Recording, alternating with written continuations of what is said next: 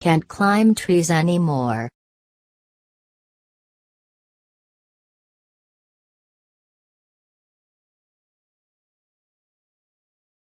He stood on the grass verge by the side of the road and looked over the garden wall at the old house. It hadn't changed much. The old house built with solid blocks of granite wasn't altered at all. But there was a new outhouse, and there were fewer trees. He was glad to see that the jackfruit tree still stood at the side of the building, casting its shade on the wall. He remembered his grandmother saying, "A blessing rests on the house where the shadow of a tree falls." And so the present owners must also be receiving the tree's blessings. At the spot where he stood there had once been a turnstile, and as a boy he would swing on it, going round and round until he was quite dizzy. Now the turnstile had gone, the opening walled up. Tall hollyhocks grew on the other side of the wall. "What are you looking at?" It was a disembodied voice at first. Moments later a girl stood framed between dark red hollyhocks staring at the man.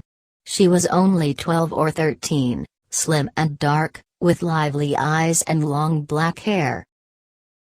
"I'm looking at the house." "Why? Do you want to buy it?" "Is it your house?" "It's my father's." "And what does your father do?" "He's only a colonel." "Only a colonel?" "Well, he should have been a brigadier by now." The man burst out laughing. "It's not funny," she said. "Even Mummy says he should have been a brigadier." It was on the tip of his tongue to make a witty remark, "Perhaps that's why he's still a colonel," but he did not want to give offense. They stood on either side of the wall, appraising each other. "Well," she said finally, "if you don't want to buy the house, what are you looking at?" "I used to live here once. "Oh." 25 years ago. As a boy. As a young man. And then my grandmother died, and we sold the house and went away." She was silent for a while, taking in this information. Then she said, "And you'd like to buy it back now, but you don't have the money?" He did not look very prosperous. "No, I wasn't thinking of buying it back, wanted to see it again, that's all. How long have you lived in it?" "Only 3 years," she smiled. She'd been eating a melon, and there was still juice in the corners of her mouth. "Would you like to come in and look more closely?" "Wouldn't your parents mind?" "They've gone to the club. They won't mind. I'm allowed to bring my friends home." "Even elderly friends like me?" "How old are you?" "Oh, just middle-aged, but feeling young today." And to prove it he decided he'd climb over the wall instead of going round to the gate. He got up on the wall all right, but had to rest there, breathing heavily. "Middle-aged man on the flying trapeze," he muttered to himself. "I'll help you," she said, and gave him her hand. He slithered down into a flower bed, shattering the stem of a hollyhock. As they walked across the grass he spotted a stone bench under a mango tree. It was the bench on which his grandmother used to rest, when she was tired of pruning rose bushes and bougainvillea. "Let's just sit here," he said. "I don't want to go inside." She sat beside him on the bench.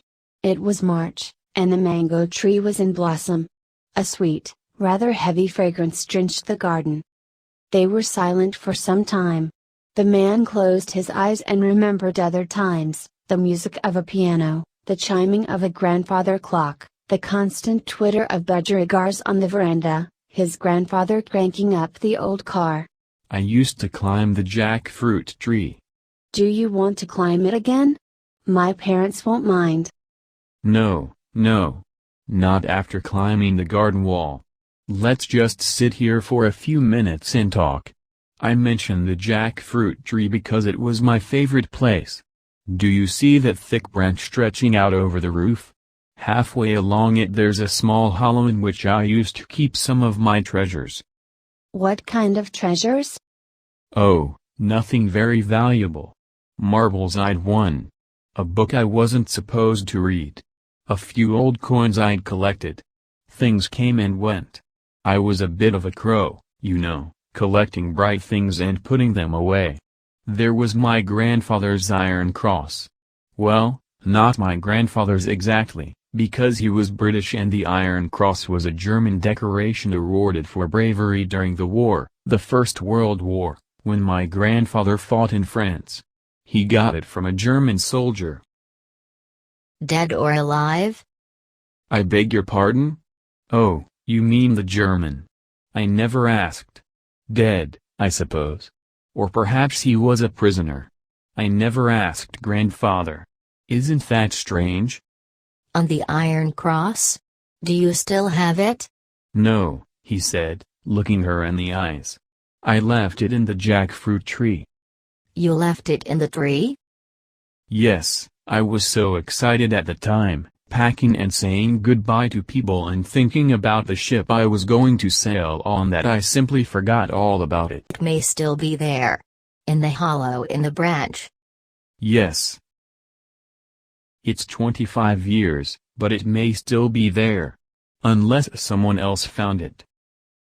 Would you like to go and look? I can't climb trees anymore. If you can't, I will go and see. You just sit here and wait for me. She sprang up and ran across the grass, swift and sweet of limb. Soon she was in the jackfruit tree, crawling along the projecting branch.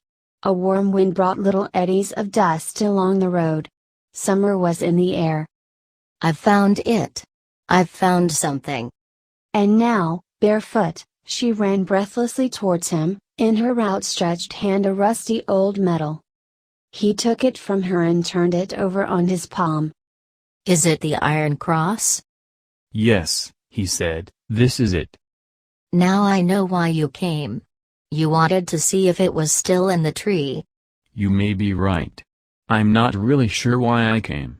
But you can keep the cross. You found it, after all. No, you keep it. It's yours. But it could have remained in the tree for another 25 years if you hadn't climbed up to look for it. But if you hadn't come back again? On the right day, at the right time, and with the right person, he said, getting up and placing the medal in her hands. It wasn't the cross I came for. It was my youth. She didn't understand that, but she walked with him to the gate and stood there gazing after him as he walked away. Where the road turned, he looked back and waved to her. Then he quickened his steps and moved briskly towards the bus stop.